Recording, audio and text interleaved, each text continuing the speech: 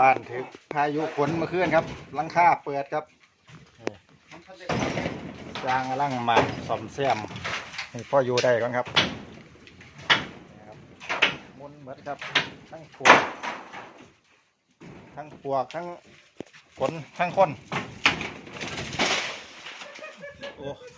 ลบเหยียบพอท่านครับอันตรายมากครับ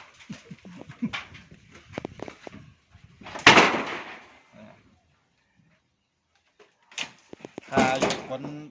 กระนำครับเมื่อคืนหลังคาเปิดนะครับตกไปอยู่ดินครับ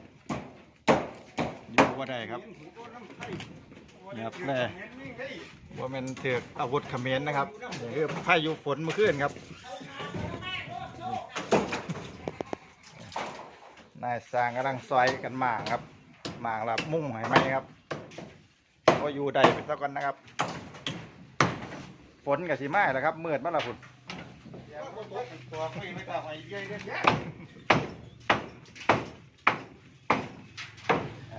โอ้โหตัวกระไรครับเห็นนะครับล่างตัวหูอุบัติแล้วครับ